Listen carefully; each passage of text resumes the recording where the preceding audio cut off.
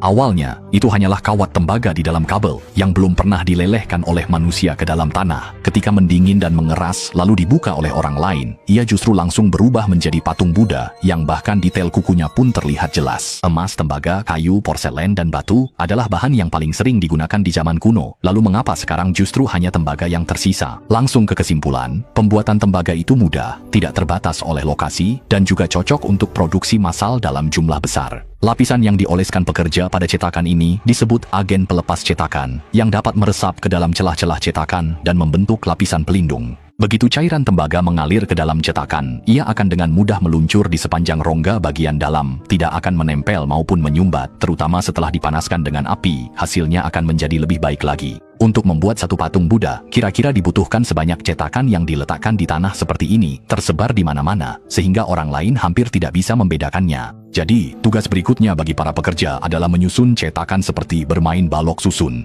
Dalam proses ini, cetakan tidak langsung disusun, melainkan kedua sisi cetakan pengecoran terlebih dahulu diberi perekat berbentuk lingkaran. Ini dapat langsung mengisi celah-celah yang tidak terlihat oleh mata, sehingga tidak perlu khawatir cairan tembaga akan bocor keluar. Seperti yang kita lihat di depan mata ini adalah dudukan bunga teratai di bawah patung Buddha, yang terdiri dari satu rongga bagian dalam di tengah dan dua cetakan luar. Begitu beberapa bagian di depan mata ini sudah terpasang dengan tepat, mereka akan mengambil beberapa kawat besi dari dalam kotak, lalu langsung mengikatkannya pada batang baja di atas dan bawah. Semakin kuat kawat itu diputar dan dikencangkan, sambungan cetakan pun semakin rapat. Namun, hanya satu lingkaran kawat besi ini saja belum cukup untuk menopang berat ratusan kilogram. Jadi mereka juga akan menggunakan bahan penguat kedua. Batang baja dengan panjang yang sama diletakkan oleh para pekerja, membentuk satu lingkaran penuh. Dan posisi penempatannya tepat berhadapan dengan ujung batang baja yang menonjol di bagian luar cetakan.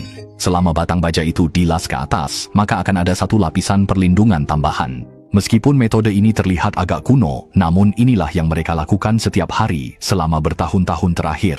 Lalu, bagaimana cara menuangkan beton ke dalam cetakan-cetakan yang bentuknya aneh ini? Cara yang dilakukan pabrik adalah menggali lubang di bawah lantai bengkel. Semakin besar ukuran lubangnya, semakin besar pula volume cetakannya. Setelah itu, mereka tanpa peringatan langsung menjatuhkan cetakan ke dalam lubang. Misalnya dudukan bunga teratai harus diletakkan secara vertikal, agar lubang tuang menghadap ke atas, sehingga saat cairan tembaga mengalir masuk, semua bagian bisa terisi penuh. Lalu cetakan itu ditimbun tanah secara merata. Sampai di sini, mereka sudah menyiapkan 6 buah cetakan yang dibutuhkan untuk membuat satu patung Buddha. Adapun tembaga yang digunakan untuk pengecoran, bukanlah besi tua atau tembaga bekas dari tempat rongsokan, melainkan kawat tembaga rapi yang dipotong langsung dari kabel listrik.